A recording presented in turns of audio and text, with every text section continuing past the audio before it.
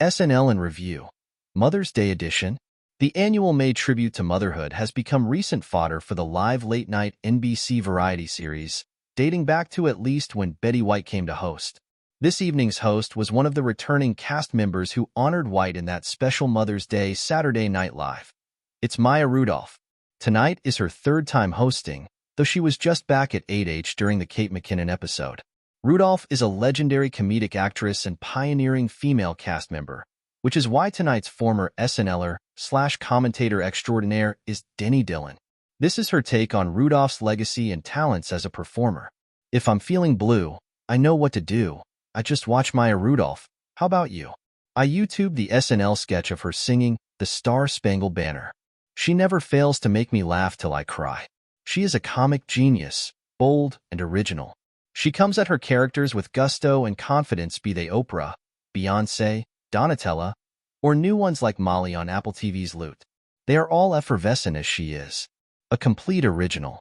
Add to this her exceptional vocal gifts, and you have a galaxy. Cold open. Yes, the tried and true Mother's Day message from the cast of SNL. Kenan Thompson is with his mommy. We get a few cute moments with most of the moms. I don't love this, but it's always fun to see who also has comedic timing and can deliver a line. As Bowen Yang's mom says, they are from all over the country with various political beliefs, but together they are bound by the love for their children. We have seen this several times. Mikey Day's mom lands a well-received joke about the Beavis and Butthead sketch. The show is really running with its success, isn't it? Please Don't Destroy shows up to joke about their dads, but we all know who their real dads are. I don't know, guys. I'm over them. Monologue. Rudolph comes out to slay. Bitch. It's Maya's house. She is mother of the House of Rockefeller. This is great. She kills it. This place gave you coneheads, she says as she struts. I love all the various references here, including her famous scene in Bridesmaids. Why can't all of the monologues have this energy and execution? Hot Ones 2.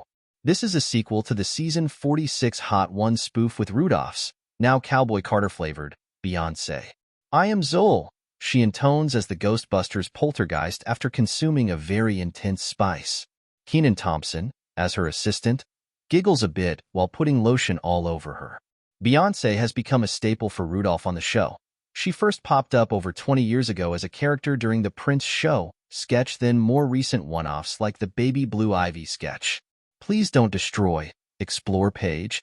It's date night and our heroes, feeling replenished creatively after several weeks off, are in a new setting, a restaurant with their girlfriends.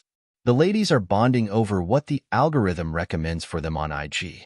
Innocently, they ask their beaux to see what their pages reveal. 2 words, unease confidence. There's an epidemic of male loneliness in this country. While I have tired of Please Don't Destroy this season, this short has a different vibe and ambition than the autopilot, fast-cut ones. This is a tentative watch. Teacher PSA. Y'all won. COVID broke something that education cannot fix. Sometimes the classroom feels like a battlefield between students and teachers. But now things have gotten out of control with drugs and spectrums that did not even exist back in 2006. Ego Newdom has the best moment here. So true. Check it out if you are familiar with the perils of school. British cavemen.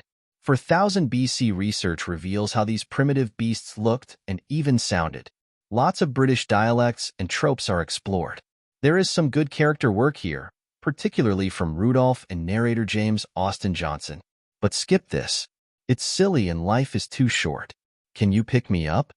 One patient, loving mother, Rudolph, is forced to come up with excuses when summoned by her anxious daughter looking to leave many sleepovers in the middle of the night. Really nice work here. Watch it. Vampire Weekend performs Gen X Cops. This is really good. Gen X Cops tackles the broad dilemmas faced by millennials juggling more financial insecurity while being more free from serving in literal war, surrounded by a war of ideas. This jazzy indie song is co-produced by Ezra Koenig, Ariel Rechtshaid, and drummer Chris Thompson. One note on a classic SNL musical performance, especially since Rudolph is opening for Vampire Weekend this summer as part of her Prince cover band, Princess with Gretchen Lieberman. Denny Dillon was on the show when Prince performed back in Season 6. She recalls, "The Galaxy Prince for he was more than a star, made his television debut on my season of SNL. 8H was even more electric that night with his magnificent charisma and spellbinding performance. We were all transfixed. We tiptoed around the halls hoping to get to actually see him. He was very shy and private. I did get a glimpse as he walked toward the stage, delicate and shimmering like a diamond. Weekend update. RFK Jr.'s brainworm, Sarah Sherman, comes on to discuss her journey and riff on Jost. Modern update. I think Worm Sherman channeling Marilyn Monroe is surreal enough to justify watching Weekend Update.